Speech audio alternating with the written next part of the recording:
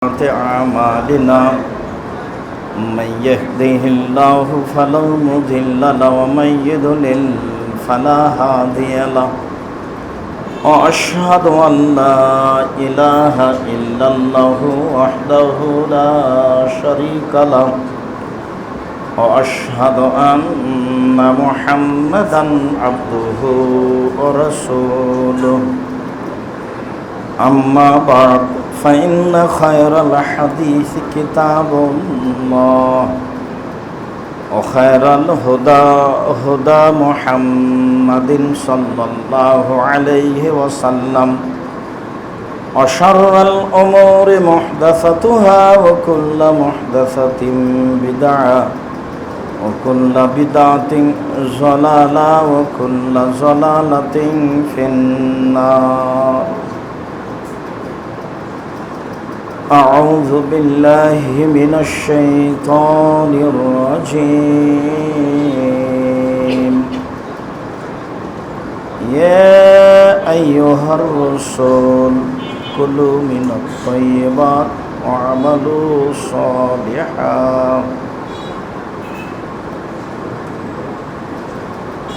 يمحق الله الربا ويربي الصدقات. عن أبي هريرة رضي الله تعالى عنه قال قال رسول الله صلى الله عليه وسلم يأتي على الناس زمان لا يولي الناس ما خرج منه أمن الحلال أمن الحرام رواه البخاري.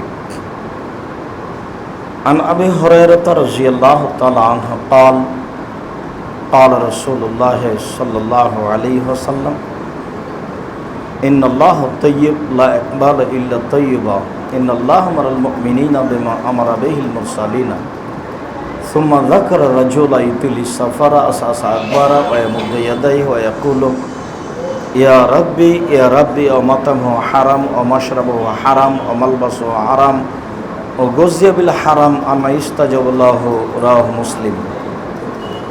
عن نعمان بن بشير رضي الله تعالى عنه قال قال رسول الله صلى الله عليه وسلم الحلال بين والحرام بين وبينهما مشتبهات لا يعلمهن كثير من الناس فمن اتقى من الشبهات استبرأ لدينه وعرضه ومن وقع في الحرام ومن وقع في الشبهة وقع في الحرام كالراعي يرى حول الحمى يوشك أن يرتع فيه ألا وإن لكل ملك حمى وحمى الله محارمه ألا وإن في الجسد مضغة إذا صلحت صلح الجسد كله وإذا فسدت فسد الجسد كله ألا وهي القلب رواه البخاري মুসলিম।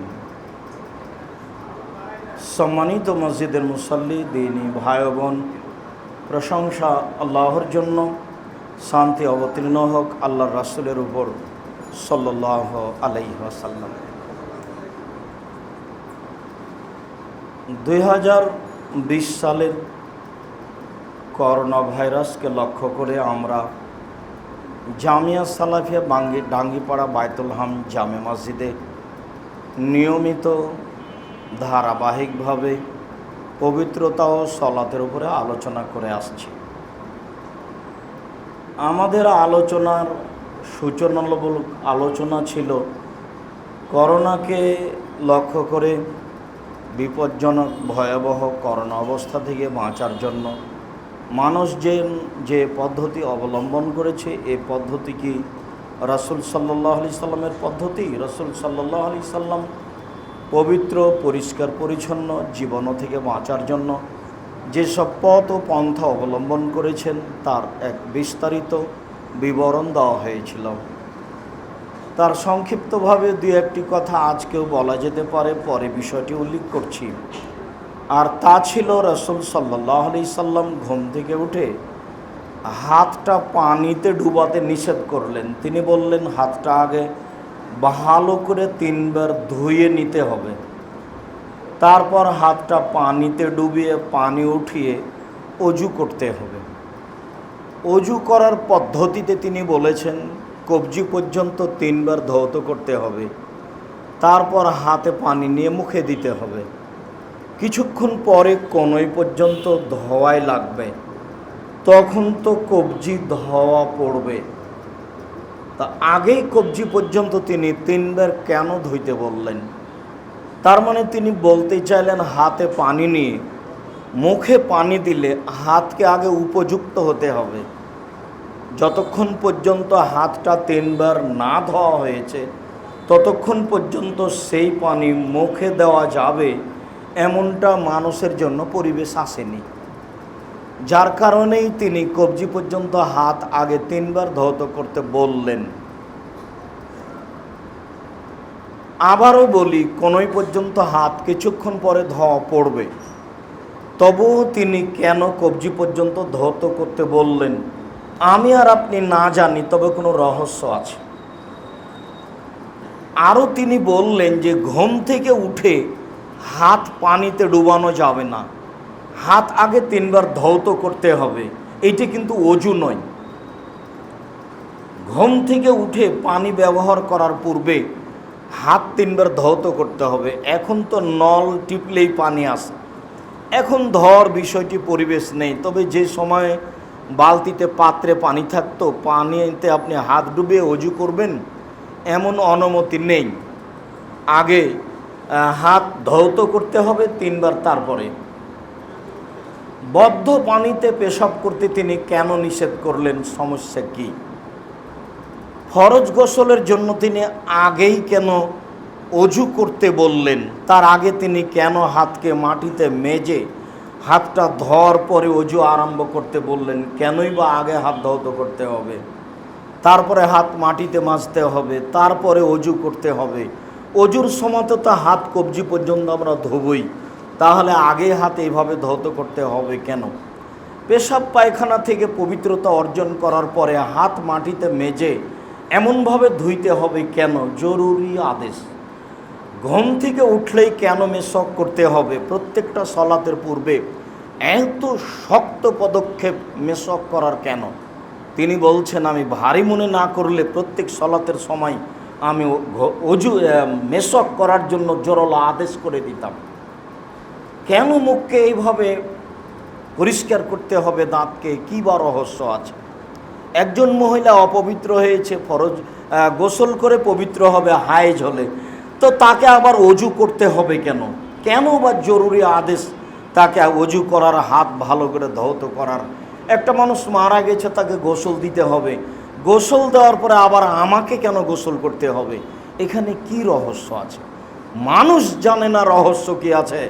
তবে জরুরি আদেশ তিনি বলেছেন, ভালোভাবে হাত ধুইতে হবে, অজু করতে হবে, পবিত্রতা অবলম্বন করতে হবে। এ কথা মুহাম্মদ সাল্লাল্লাহু আলাইহি সাল্লাম বলেন। তাতে আমরা সময়ের গতিতে বিস্তারিত বলেছি। রাসূল সাল্লাল্লাহু আলাইহি সাল্লামের পদ্ধতিতে পবিত্রতা অর্জন করলে জীবাণু দূরে সরার জন্য এইসব পদ্ধতি অবলম্বন করা লাগবে না। রাসূল সাল্লাল্লাহু আলাইহি সাল্লামের পদ্ধতি চূড়ান্ত ও যথেষ্ট। সুন্দর করে অজু করলে 2 রাকাত সালাত আদায় করতে হয়। বিবরণে বলা হয়েছে, রাসূল সাল্লাল্লাহু আলাইহি সাল্লাম বলেছেন, সুন্দর করে অজু করে 2 রাকাত সালাত আদায় করলে তার সমস্ত পাপ ক্ষমা করা হবে, তার জন্য জান্নাত হবে। হাদিস বুখারী মুসলিম। রাসূল সাল্লাল্লাহু আলাইহি সাল্লাম এই কথা বলেন। পবিত্রতার এক পর্যায়ে ফরজের আলোচনা আছে। আমরা আমাদের ধারাবাহিকতায় ফরজ সালাতের আলোচনায় ইমাম এবং মুক্তাদির কর্তব্য কি, ইমাম এবং মুক্তাদির জরুরি কর্তব্যের অবস্থানে আমরা রয়েছি।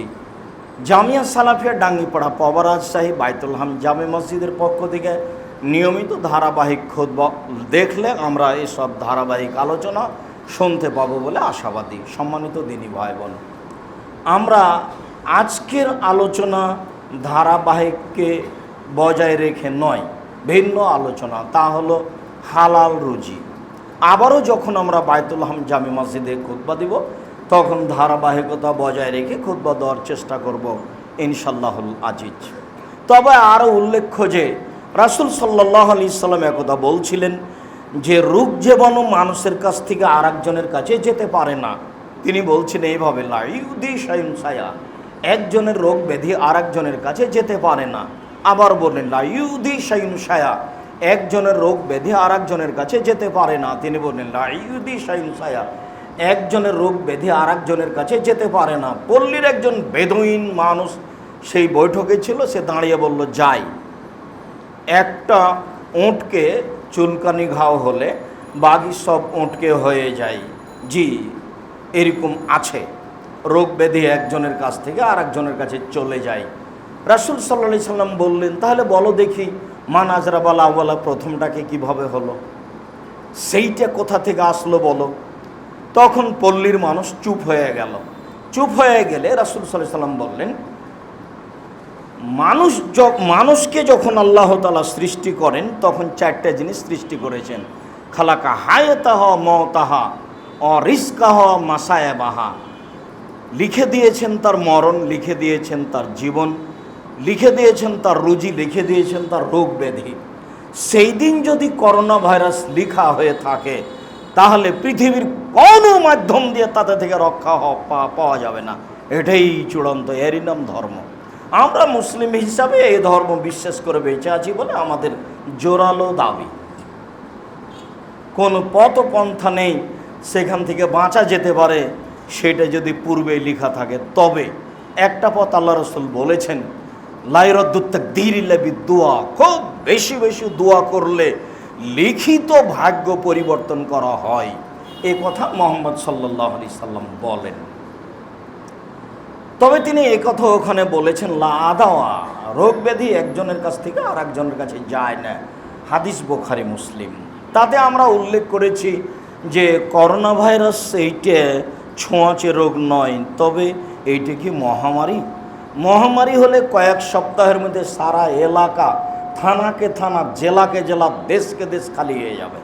তার নাম মহামারী, তার নাম কলেরা। তাহলে এটা মহামারীও নয়, কলেরাও নয়, ছোঁয়াচে রোগ নয়। তাহলে কি? তাহলে বিপদ, তাহলে বালা, তাহলে মুসিবত একটার পর একটা আসতেই পারে। যা এসেছিল মুসা আলাইহিস সালামের সম্প্রদায়ের উপরে, মানে ইসরায়েল ইহুদি খ্রিস্টানদের উপরে, অন্যায় যত বেশি হবে বালা মুসিবত সময়ে সময়ে তত বেশি হবে, আরও আসতে পারে। বানি ইসরায়েলের যুগে মুসা আলাইহিস সালামের সেই সময়ে হঠাৎ দেখা যায় ঘরে, বিছানে, পাতিলে সব জায়গাতেই রক্ত। তার নাম বিপদ। বাঁচবেন কি করে?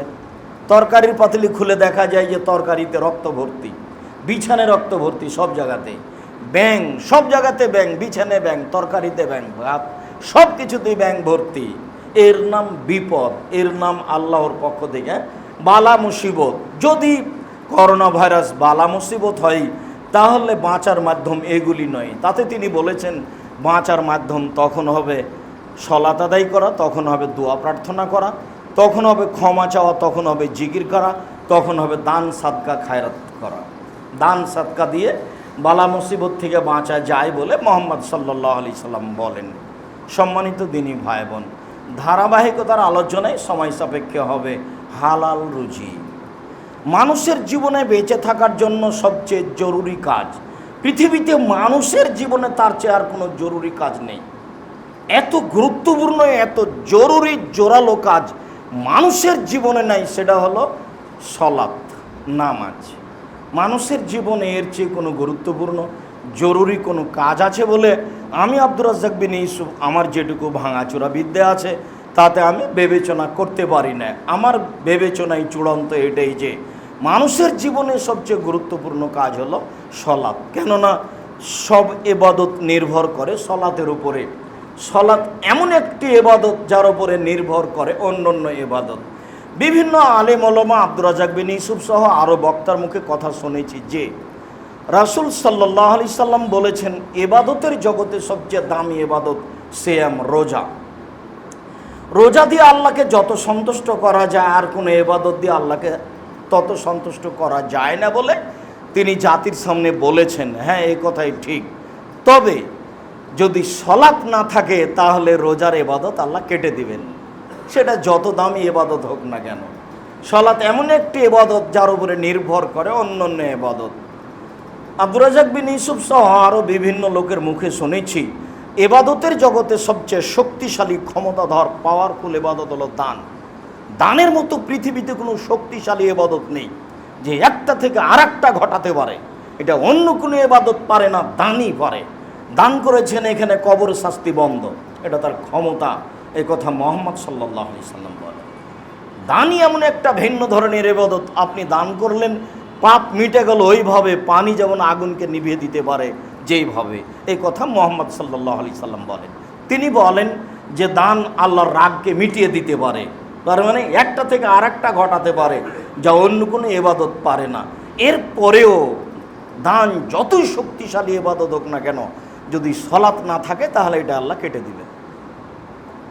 আমরা একাধিক দিন অবগত হয়েছি যে রাসূল সাল্লাল্লাহু আলাইহি সাল্লাম বলেছেন, আল্লাহকে খুশি করার পৃথিবীতে সবচেয়ে বড় পথ পন্থা হচ্ছে এক ফোঁটা চোখের পানি। রাতের অন্ধকারে যে কোনো সময় আল্লাহর ভয়ে যদি এক ফোঁটা চোখের পানি পড়ে, তাহলে এইটুকু আল্লাহর কাছে যত প্রিয়, যত পছন্দ। এবাদতের জগতে আর কোনো এবাদত নাই যা দিয়ে তাকে অত খুশি করা যায়। আমি দিনরাত কান্নাকাটি করি আল্লাহর ভয়ে, কথা ঠিক, তবে ঠিক মতো সলাত আদায় করি না। যখন আমি সলাত আদায় করি না, তখন আল্লাহ এই ইবাদত কেটে দিবেন। তার মানে সলাত এমনই একটি ইবাদত যার উপরে নির্ভর করে অন্য অন্য ইবাদত। অতএব মানুষের জীবনে সবচেয়ে গুরুত্বপূর্ণ কাজ হলো 5 ওয়াক্ত সলাত। হ্যাঁ, এই কথা ঠিক, তবে হালাল রুজি না হলে সলাতও কাটা যাবে। হালাল রুজি যদি না থাকে তাহলে সবই হারিয়ে গেল, কোনোটাই থাকলো না। রাজশাহী চাঁপাইনবাবগঞ্জের ভাষায় আমও গেল, ছালাও গেল, কাঁদতে কাঁদতে দুইটা চোখও গেল, সব কিছুই হারালো। যদি মানুষের রুজি হালাল না হয় তাহলে সলাতও টিকবে না। এ কথা আল্লাহ তাআলা বলেন, এ কথা রাসূল সাল্লাল্লাহু আলাইহি সাল্লাম বলেন। মানুষের জীবনে দ্বিতীয় জরুরি কাজ হচ্ছে হালাল রুজি। আমি মনে করি আমার এই ভাঙাচোরা বিদ্যায় যে মানুষের জীবনে তৃতীয় জরুরি কাজ হচ্ছে কোরআন তেলাওয়াত করা। কোরআন কিন্তু বিচারের মাঠে বিপক্ষে যাবে। আমি বুঝতে পারি না বিপক্ষে কী জিনিস। আমি একটা গ্রামে কাজ করতে চেয়েছি, আমার মুখের উপরে 2টা লোক আমার বিরুদ্ধে দাঁড়িয়েছে। তখন আমি বুঝতে পেরেছি একে বলে বিরুদ্ধে দাঁড়ানো। তো বিচারের মাঠেও যদি কোরআন আমার বিরুদ্ধে দাঁড়ায় তখন পরিস্থিতি কেমন হবে, তাই এখন আমরা বুঝাতে অক্ষম। বিচারের মাঠ যেমন বুঝাতে অক্ষম। মুহাম্মদ সাল্লাল্লাহু আলাইহি সাল্লাম বলেন, আল কোরআন হুজ্জাতুন লাকা ওয়া আলাইকা। কোরআন তোমার পক্ষেও হতে পারে, কোরআন তোমার বিপক্ষেও হতে পারে। কোরআন তেলাওয়াত করেই কোরআনের বিরুদ্ধে থেকে বাঁচার একটা পথ অবলম্বন করতে হবে। তাই বলছিলাম মানুষের জীবনে তৃতীয় গুরুত্বপূর্ণ জরুরি কাজ হচ্ছে কোরআন তেলাওয়াত করা। বেশি যদি না পারি তাহলে শেষ পরামর্শ আছে অন্তত সূরা ইখলাস পড়া। অন্তত 3 বার পড়ে নিজেকে বাঁচাই যে আজকে আমি কোরআন মাজিদ পড়েছি। সকালে হোক, সন্ধ্যা হোক, কোনো একটা সময় হোক, 2-1 মিনিটে 3 বার সূরা ইখলাস পড়ে অন্তত নিজেকে রক্ষা করি এই মর্মে যে আমি কোরআন তেলাওয়াত করেছি। মানুষের জীবনে চতুর্থ জরুরি কাজ বলা যেতে পারে 2 জন যেখানে বসে আছে আপনার সেখানে না বসা। নিজে কষ্ট করে উপার্জন করে খাওয়া দাওয়া করলেন, 5 ওয়াক্ত সালাত আদায় করলেন, কিন্তু 2 জন বসে দোকানে আড্ডা পিটছে, আপনিও বসলেন, ওখানে 2 জনের বদনাম হচ্ছিল, আপনি বললেন ঠিক বলেছ। তখন আপনার অবস্থাটা কি হবে হয়তো এটা আপনি অনুমান করছেন না, যেহেতু এখন বিচার হচ্ছে না। কাজে এইটা কত বড় অপরাধ তা আমি বুঝতে পারছি না। যার কারণে আমাদের পক্ষ থেকে জরুরি অনুরোধ আছে, জরুরি প্রয়োজন ছাড়া যেখানে 2-4 জন লোক বসে আছে সেখানে না বসা। এরপরে আলোচনার পূর্বে আপনাদের সাথে জরুরি কথা হচ্ছে একটু সামনের দিকে আগিয়ে চেপে বসতে হবে। আর আজানের পর থেকে নিয়ে খুতবা শেষ হওয়া পর্যন্ত কোনো মুসাল্লি আপোষে কথা বলতে পাবে না, যতই অসুবিধা হোক। কোনো যদি কথা বলার প্রয়োজন হয় তাহলে আমার সাথে বলতে হবে, আর আমি আপনার সাথে বলতে পাবো। এছাড়া মুখে কথা বলার নিষেধ আছে আজান থেকে নিয়ে খুতবা শেষ হওয়া পর্যন্ত।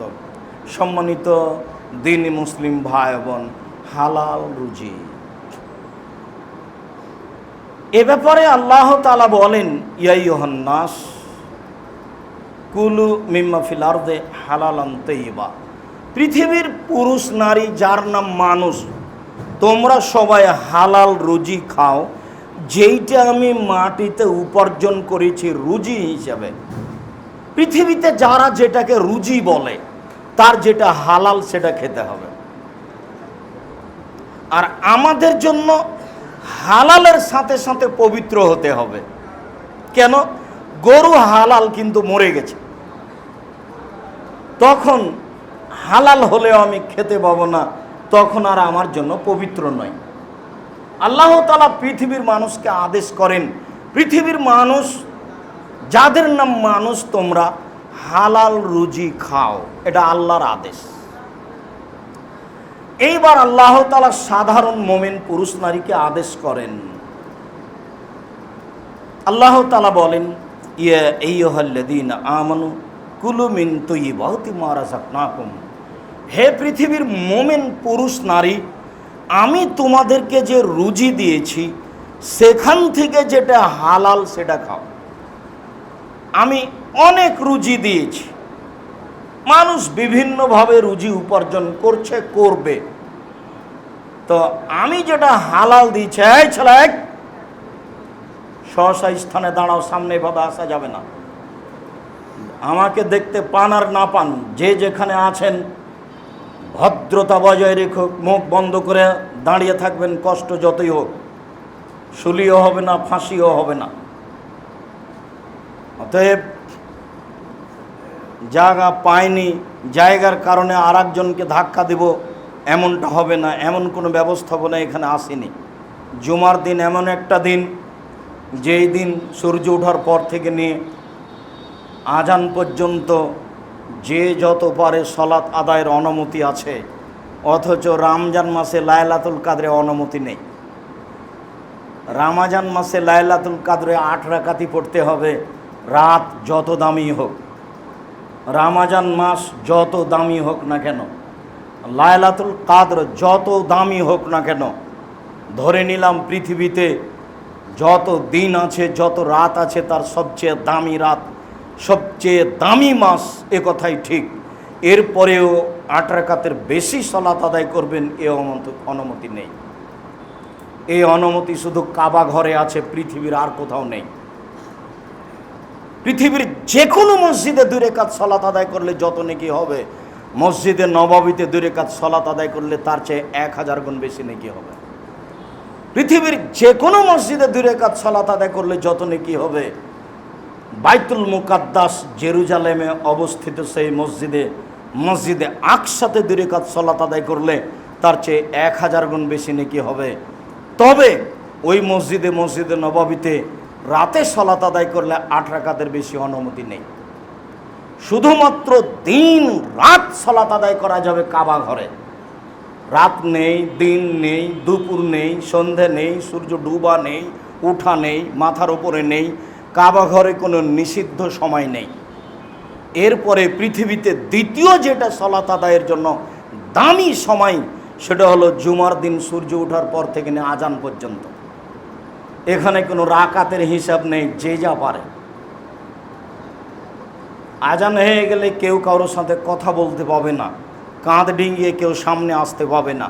মুহাম্মদ সাল্লাল্লাহু আলাইহি সাল্লাম বলেন, জুমার দিন সকালে সকালে নিজে গোসল করলো, পরিবারকে করালো, পায়ে হেঁটে মসজিদে আসলো, কাঁধ ডিঙিয়ে সামনে আসলো না, যতদূর সম্ভব, যত রাকাত সম্ভব সালাত আদায় করলো, ইমামের খুতবা শুনলো, তারপরে সালাত আদায় করে বাড়ি চলে গেল, তাহলে তার প্রত্যেক পদক্ষেপ সমান।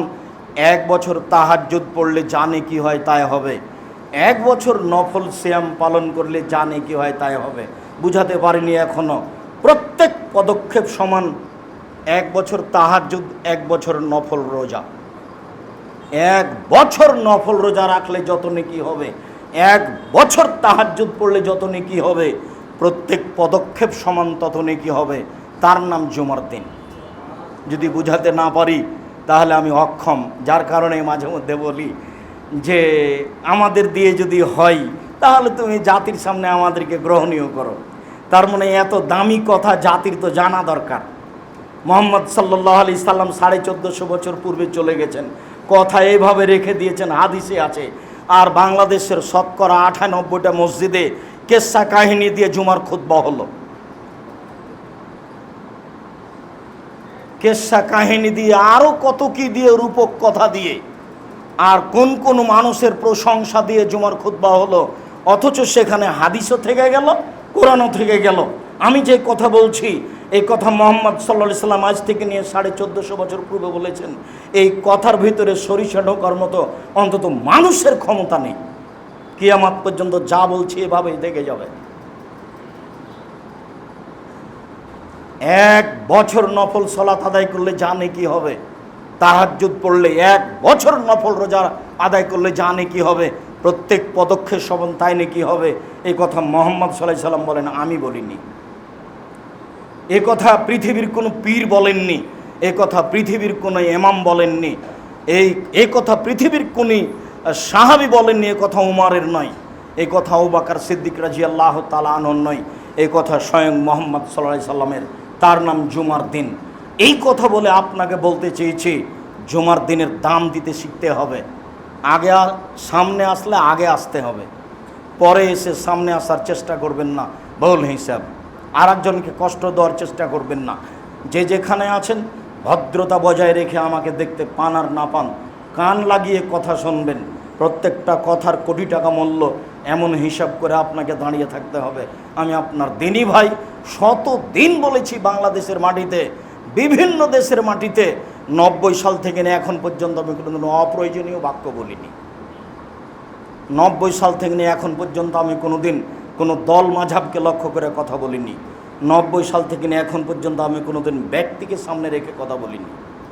90 সাল থেকে নিয়ে এখন পর্যন্ত আমি কোনো মাঝহাবকে নিন্দা করে কথা বলিনি। সারা জীবন আপনার সাথে চ্যালেঞ্জ থাকলো, আমার বক্তব্য তদন্ত চালিয়ে দেখেন। আমি কোনোদিন কোনো মাঝহাব নিয়ে কথা বলিনি। আমি যখন যে এলাকাতে গেছি তখন কিছু লোক মনে করেছে আজ না জানি কি হয়, তাই নানানভাবে প্রোগ্রাম বন্ধ করার, কষ্ট দেওয়ার চেষ্টা করেছে।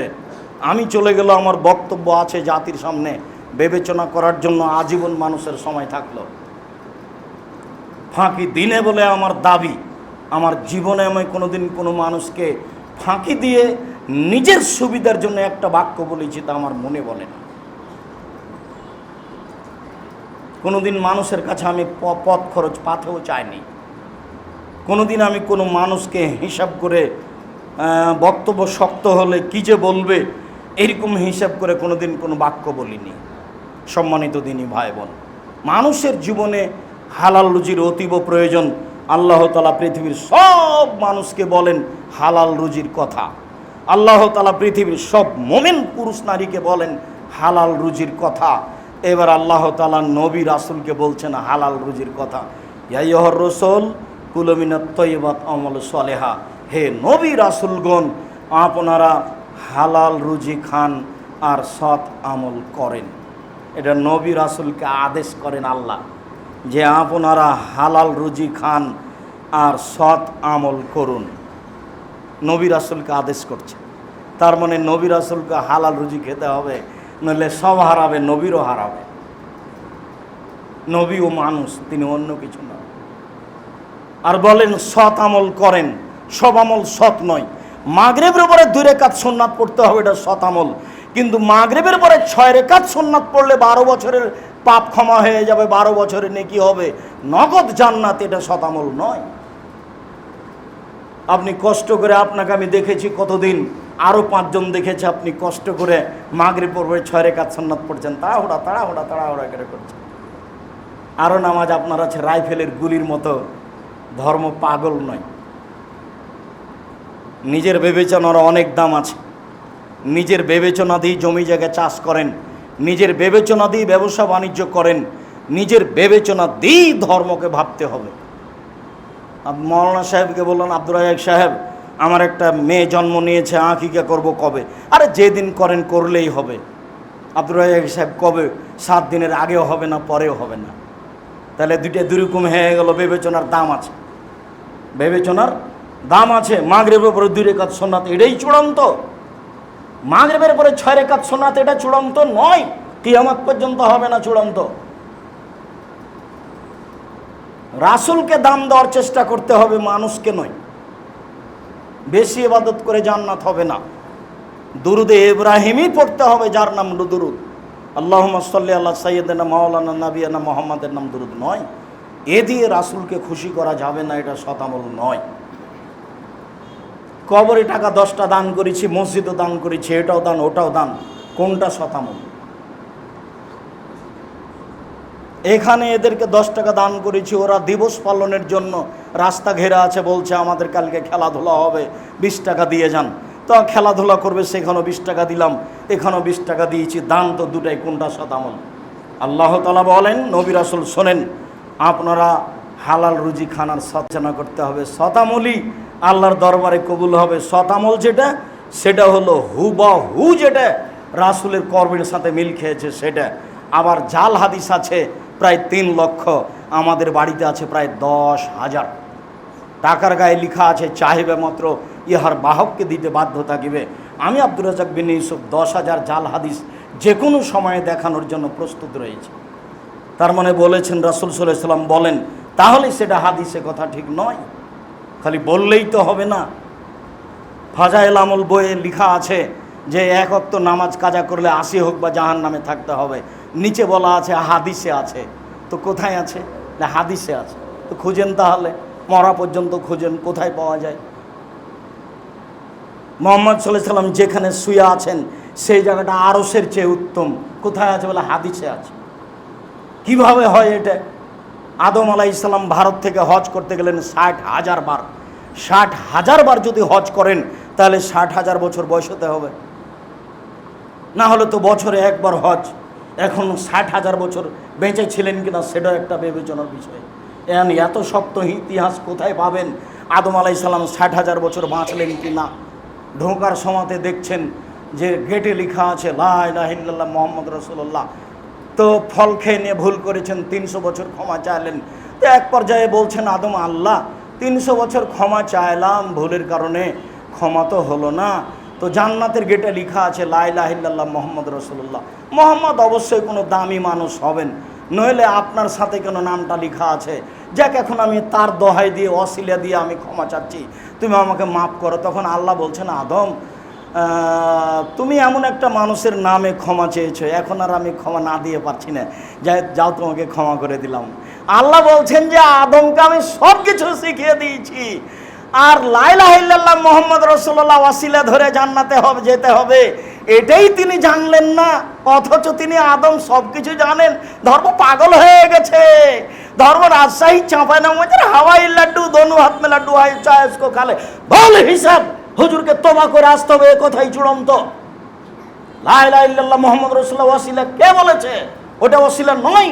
রাসূল সাল্লাল্লাহু আলাইহি ওয়াসাল্লাম বলেছেন, মান কানা আখির কালামিহি লা ইলাহা ইল্লাল্লাহ ফাদাখালাল জান্নাহ। মানুষের মরার শেষ মুহূর্তে যদি শুধু লা ইলাহা ইল্লাল্লাহ হয় তাহলে সে জান্নাতে চলে গেছে। এ হাদিস সহিহ। এইটুকুই সহিহ, এই পর্যন্তই। বাকিটুকুর কথা মুহাম্মদ সাল্লাল্লাহু আলাইহি ওয়াসাল্লাম বলেননি। তিনি বলেছেন লাক্কানু মাউতাকুম লা ইলাহা ইল্লাল্লাহ, মরে মরে মরে মরে যান যায় যায় তাকে তোমরা স্মরণ করাও লা ইলাহা ইল্লাল্লাহ।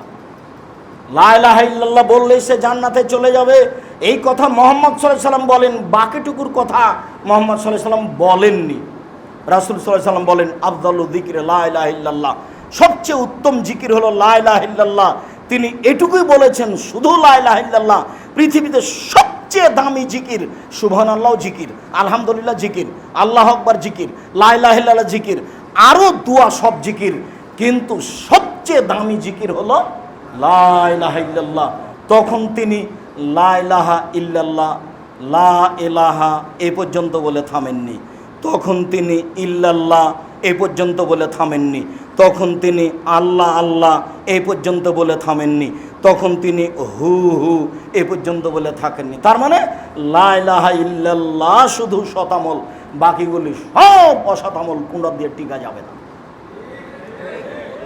তাই আদম আলাইহিস সালাম বলবেন, মুফাসসির সাহেব বলছেন যে আমার চাচাতো ভাই বলছেন ইনি সবচেয়ে দামি মুফাসসির, তোরা অত তাফসির জানিস না। আরে কি তাফসির করলো? আরে তোরা ওইসব তাফসির জানিস না, একটু বলেন না কি করলো। তো উনি বলছেন যে আদম আলাইহিস সালাম ঘুম থেকে উঠে দেখছেন খুব সুন্দরী মহিলা পাশে, তো উনি হাত বাড়াচ্ছেন, যেহেতু তিনি মানুষ। তখন ফেরেশতা বলছেন থামেন। কেন? মোহর দিতে হবে। মোহর আবার কি? বলে মুহাম্মদ সাল্লাল্লাহু আলাইহি ওয়াসাল্লামের দুরূদ পড়তে হবে। আরে আল্লাহ বলছেন আমি আদমকে সব শিখিয়ে দিয়েছি, আর বউকে কিভাবে হালাল করতে হবে এটাই আদম জানেন না। তো আদম আলাইহিস সালামকে আল্লাহ শিখালেন কি? তার মানে ওই তাফসির মিথ্যে, ওটা তাফসির নয়। বউ হালাল, আদমকে বউ হালাল করার জন্য দুরূদ পড়তে হবে, এই জিম্মেদারি আল্লাহ তার উপর দেননি। কিভাবে তাকে বউ হালাল, তার জন্য বউ হালাল করা হয়েছে সেটা আল্লাহ ভালো জানেন, কোনো হাদিসে নেই। অতএব সৎ আমল করতে হবে। অসৎ আমল ধর্মের নামে করলে বিচারের মাঠে টিকা যাবে না, এ কথাই ঠিক। আবু হুরায়রা রাদিয়াল্লাহু তাআলা আনহু বলেন, রাসূল সাল্লাল্লাহু আলাইহি সাল্লাম বলেছেন, ইন্নাল্লাহ তাইয়্যিব লা ইয়াকবালু ইল্লা তাইয়্যিবা, নিশ্চয় আল্লাহ তাআলা পবিত্র, পবিত্র ছাড়া কবুল করেন না, হালাল ছাড়া আল্লাহ বিচারের মাঠে কোনো ইবাদত কবুল করবেন না। সুম্মা যাকারা রাজুলা, তারপর তিনি একটা লোকের কথা বললেন, ইতিলি সাফারা, যে লোকটা লম্বা সফরে রয়েছে, আসাসা আকবারা, মাথার চুলগুলি এলোমেলো হয়ে গেছে, ঠিক মতো গোসল করেনি, ঠিক মতো চিরনি করেনি, বিপদে পড়ে অয়মুদ্দয়াদাইহে, হাত দুটি আল্লাহর দরবারে উঠিয়েছে, আবার বলছে, হে আমার প্রতিপালক, আমি বিপদে পড়েছি, তুমি আমাকে উদ্ধার করো। তারপরে আল্লাহ রসুল বলছেন, মাতামহ হারামুন, তার খাদ্য আছে হারাম, মাশরাবহু হারামুন, তার পানি আছে হারাম, মালবাসহু হারামুন, তার পোশাক আছে হারাম, ও গুজিয়া বিল হারামে, তার জীবিকা নির্বাহ হারাম, আন্না ইস্তাজাবুল্লাহু, তার দোয়া কি করে কবুল হতে পারে? তার দোয়া কবুল হবে না। তিনটে কারণ আছে দোয়া কবুলের এখন। এক, মুসাফির। আল্লাহ নবী বলেছেন 3 শ্রেণীর মানুষের দোয়া কবুল হয়। তার এক শ্রেণীর মানুষ হলো মুসাফির, আর এক শ্রেণীর মানুষ হলো বাপ মা, আর এক শ্রেণীর মানুষ হলো মাজলুম। একটা হিন্দু মানুষের বাড়ি আপনি জোর করে দখল করে নিয়েছেন, ও হলো মাজলুম। একটা হিন্দু ছেলের ভ্যানে উঠেছেন, টাকা না দিয়ে 1 থাপ্পড় দিয়ে চলে গেলেন, ও হলো মাজলুম, আপনি হলেন জালেম। এই হিন্দু যদি বলে আল্লাহকে, আল্লাহ তুমি তার বিচার করো, তা আপনার সব কিছু হারিয়ে যাবে। ও পরকালে কিছু পাবে না, কিন্তু তার কথাটা ইহকালে কবুল হবে। তার নাম মাজলুম।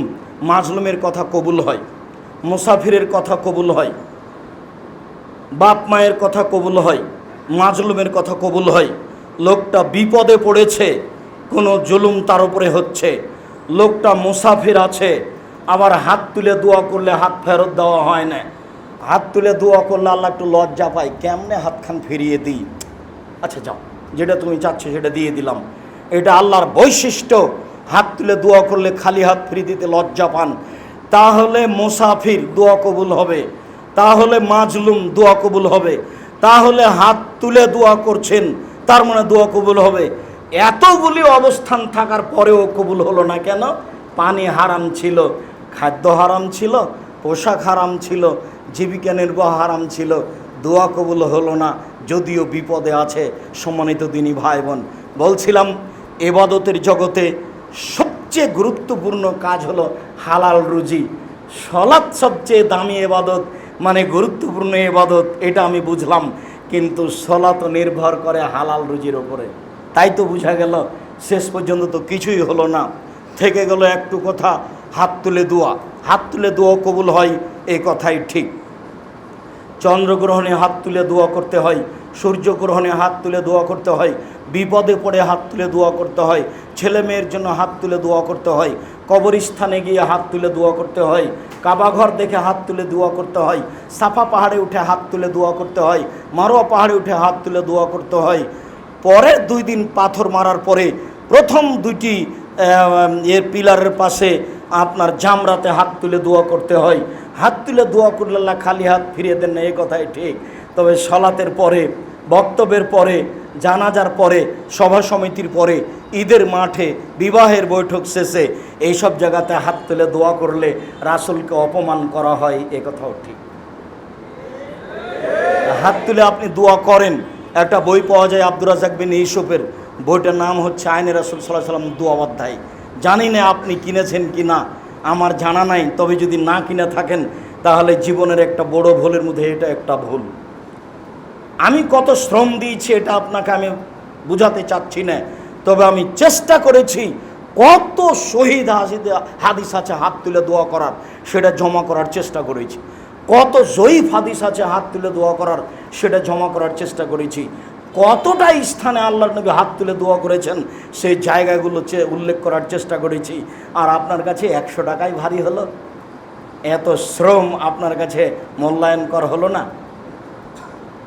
ভুল হিসাব, নিজে কিনে নিয়ে গেলে ছেলে পড়তে পারে, মেয়ে পড়তে পারে, বৌমা পড়তে পারে, আত্মীয় স্বজন পড়তে পারে।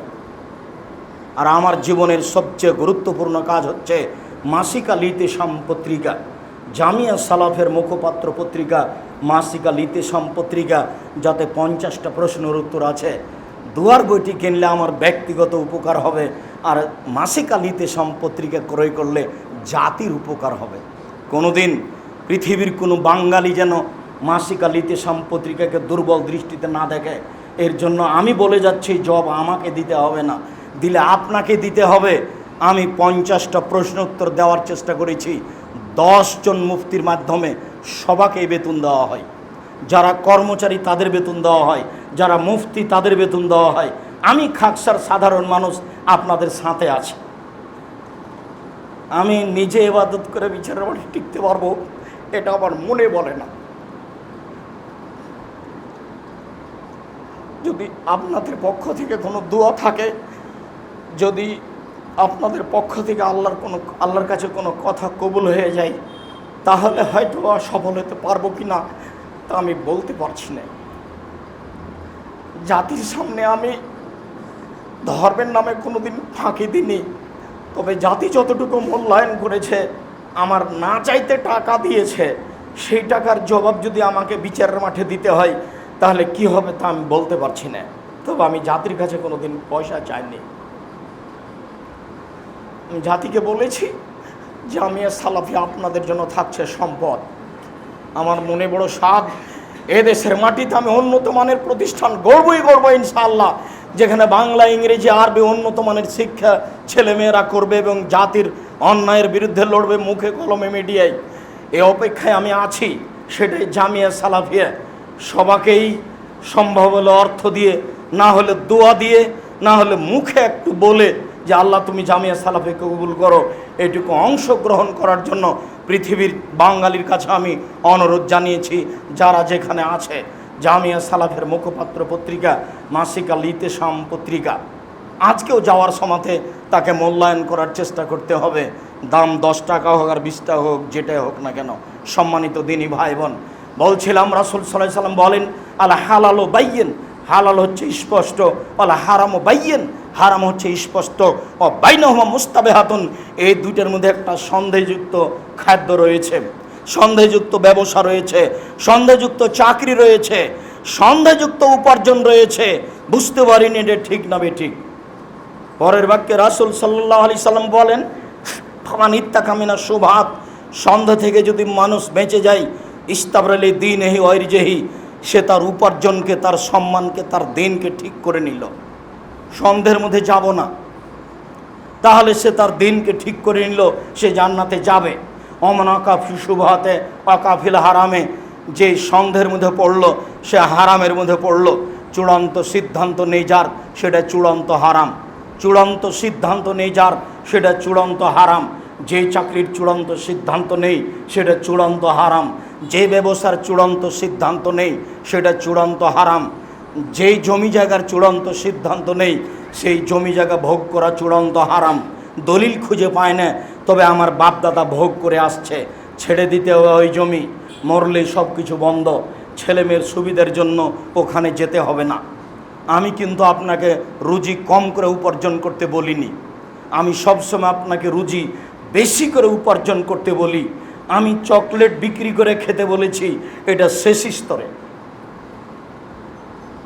আমি মানুষের বাড়িতে দিন মজুর হিসাবে থাকতে বলেছি, এটা জমি জীবনের শেষ স্তরে।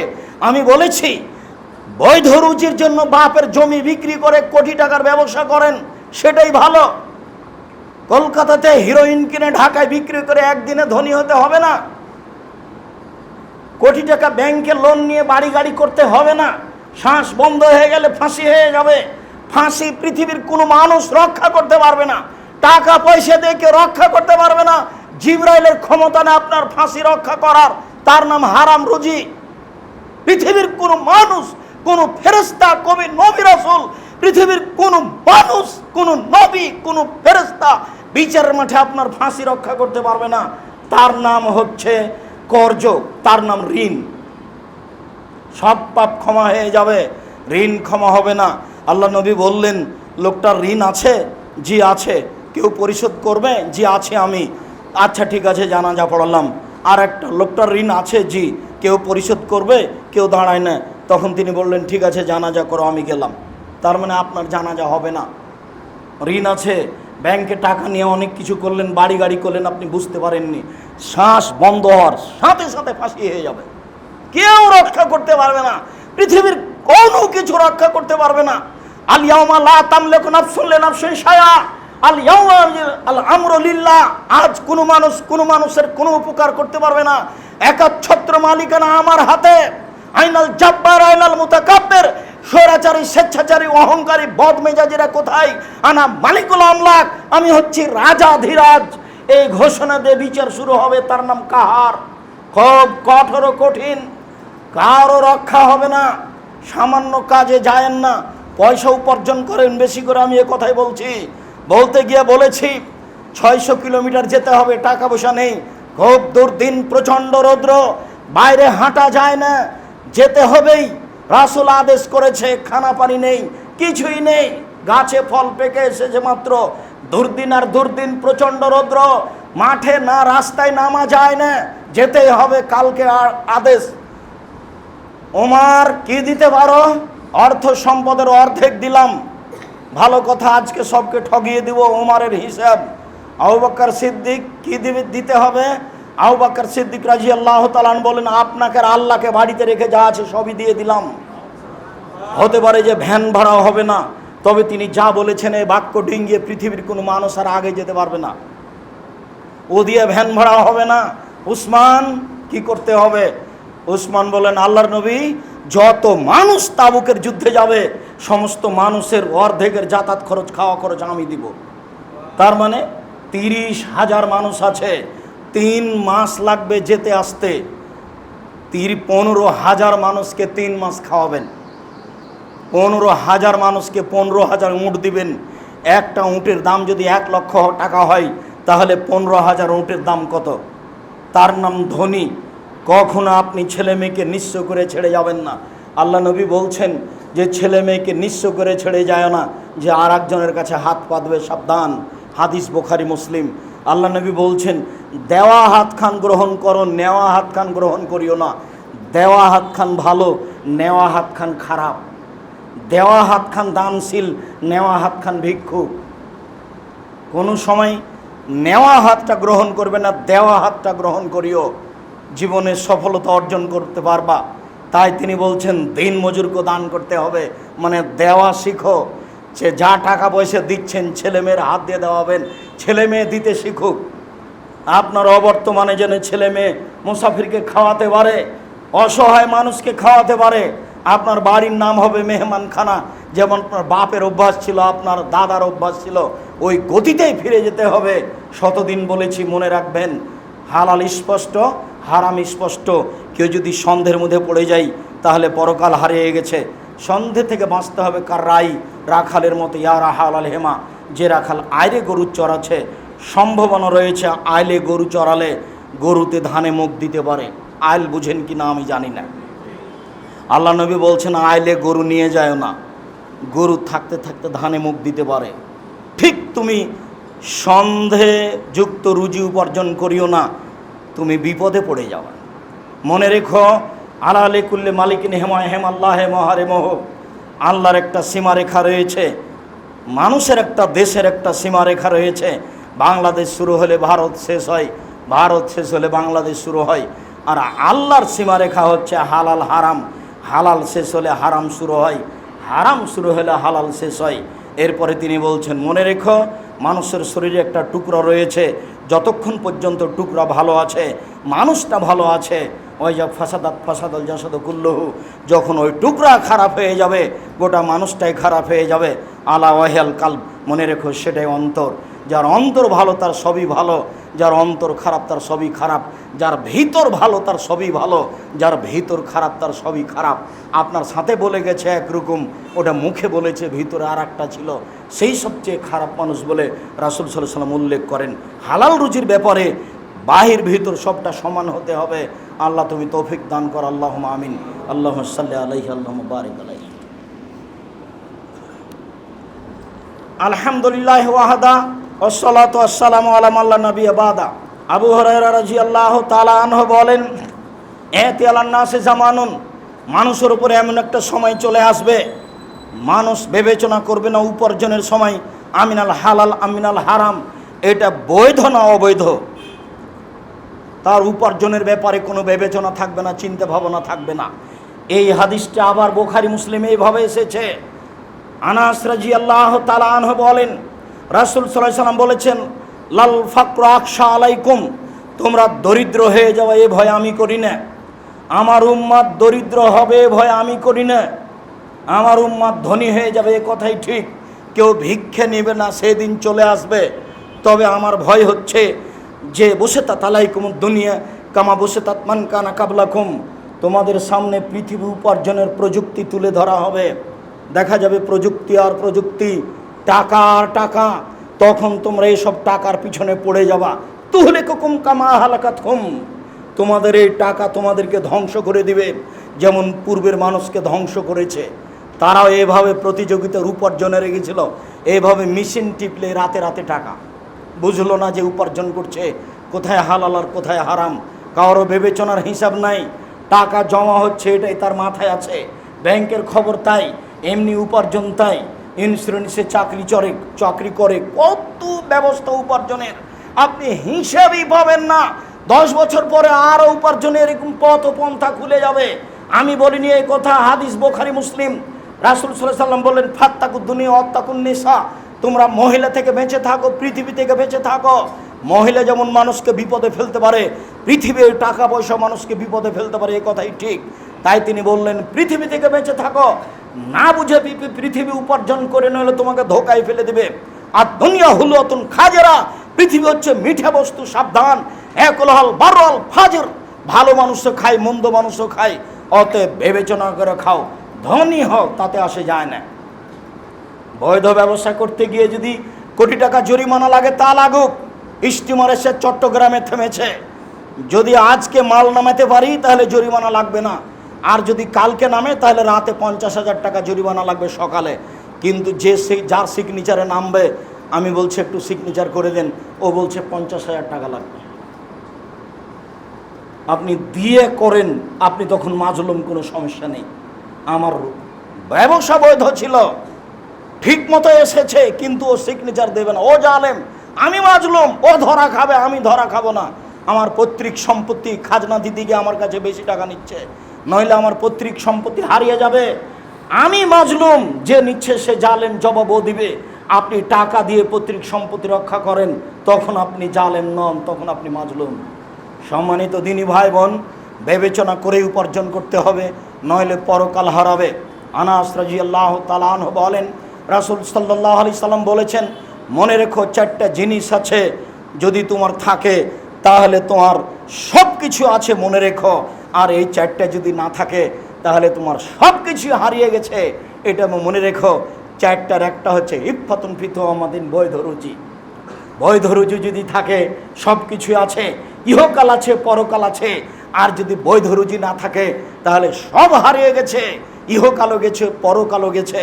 বলছিলাম সম্মানিত দিনী ভাই বোন, বৈধ রুজি, রুজি যদি অবৈধ হয় সব কিছু হারাবে, এ কথাই ঠিক। জাবের রাদিয়াল্লাহু তাআলা আনহু বলেন, রাসূল সাল্লাল্লাহু আলাইহি সাল্লাম বলেছেন, কুল্লু লাহমিন নাবাতা মিনাস সহতে কানাতিন নার আওলা বিহি, যেই শরীর হারাম উপায়ে বাড়ে তার জন্য জাহান্নাম যথেষ্ট। রাসূল সাল্লাল্লাহু আলাইহি সাল্লাম বলেন, লা ইয়াদখুল জান্নাতা জাসাদুন গুযিয়া বিল হারাম, যেই শরীর হারাম উপায়ে বড় হয় সেই শরীর জাহান্নামে যাবে। রাসূল সাল্লাল্লাহু আলাইহি সাল্লাম বলেন, হারামাল্লাহুল খামরা ওয়া সামানাহা, আল্লাহ তাআলা মদ হারাম করেছেন, তার ক্রয় বিক্রয় হারাম করেছেন। অল খিনজির ওয়া সামানহু, শোর হারাম করেছেন, তারা ক্রয় বিক্রয় হারাম করেছেন। অল মাইতাতা, মরা প্রাণী হারাম করেছেন, তার ক্রয় বিক্রয় হারাম করেছেন।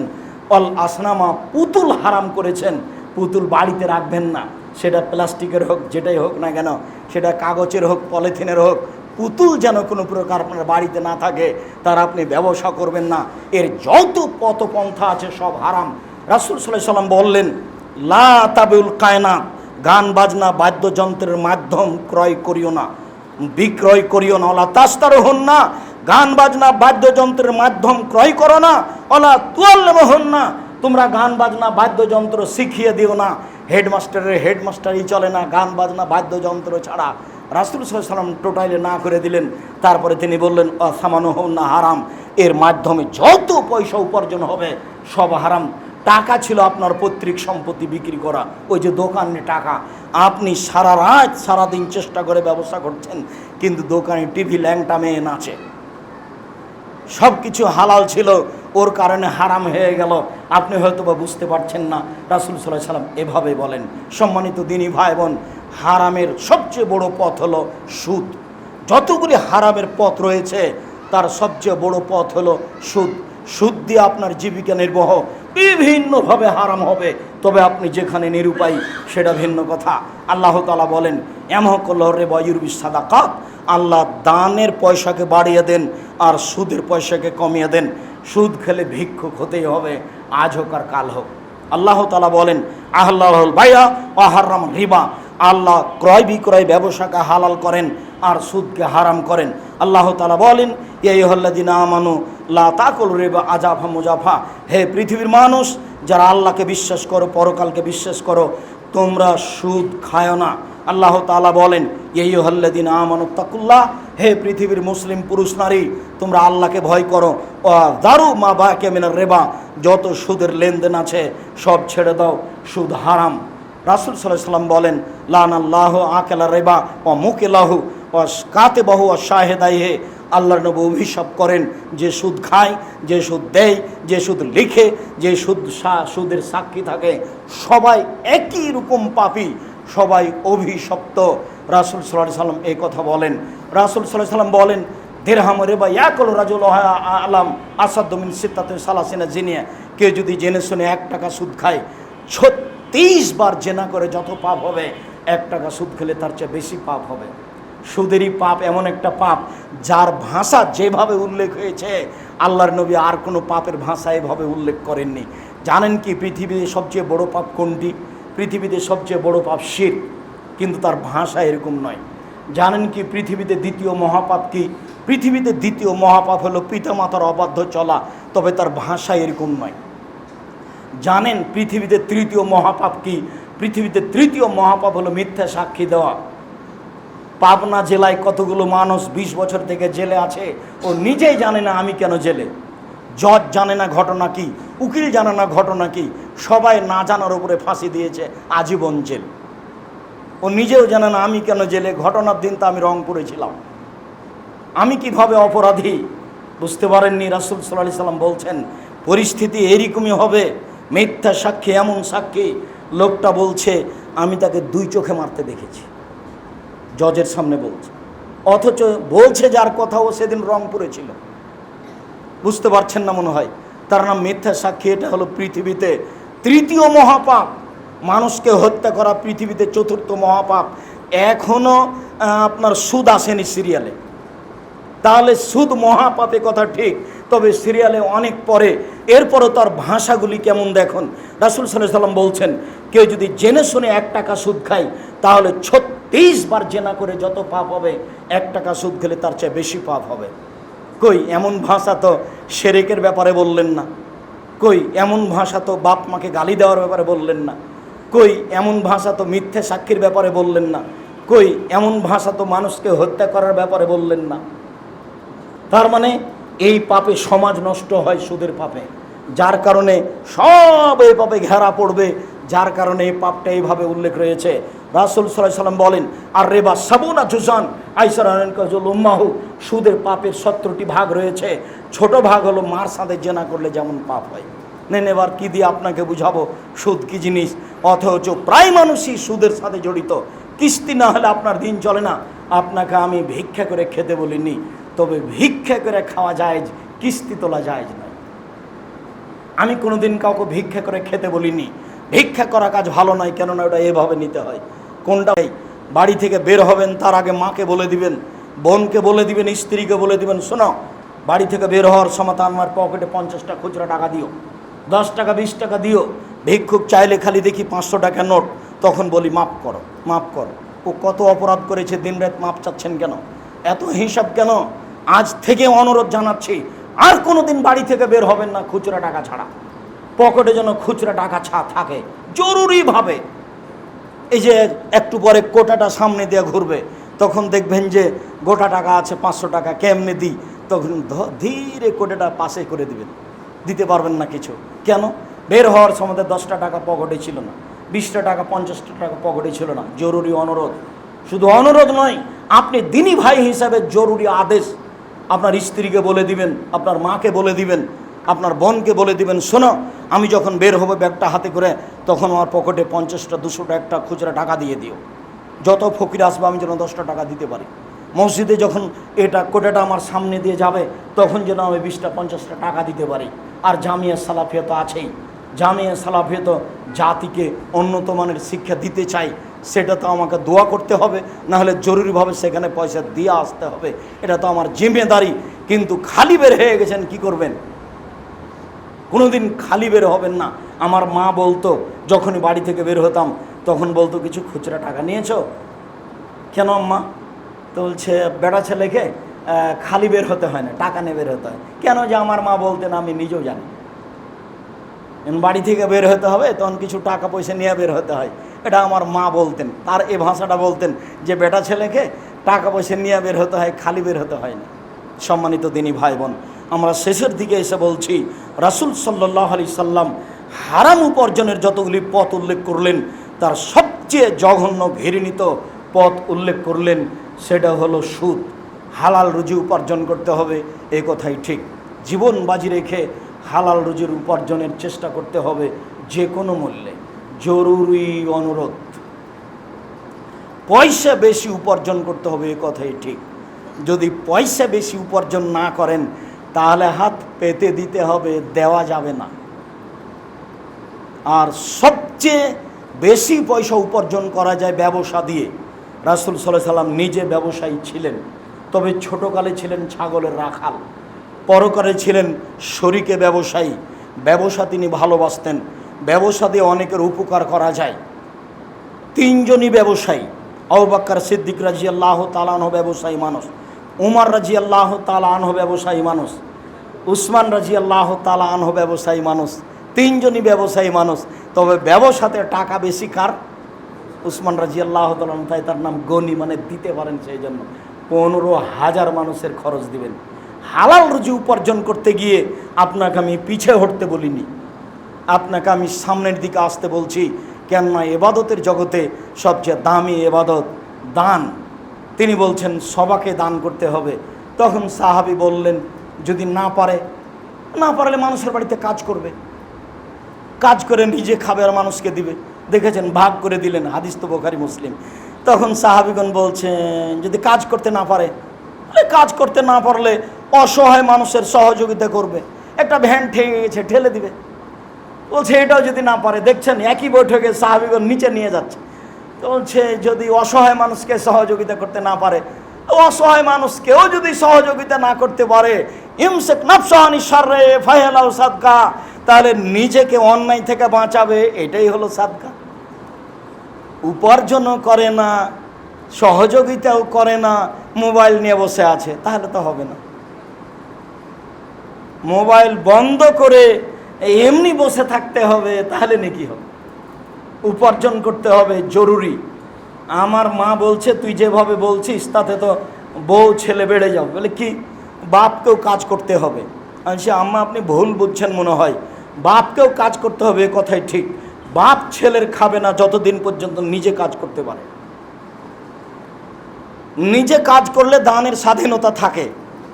এখন ছেলেকে বললাম, আব্বা 500 টাকা দাও তো আব্বু, আমি উমুককে দিব, তা ছেলের কাছ থেকে নিয়ে দিতে হলো জামিয়া সালাফিয়ায়।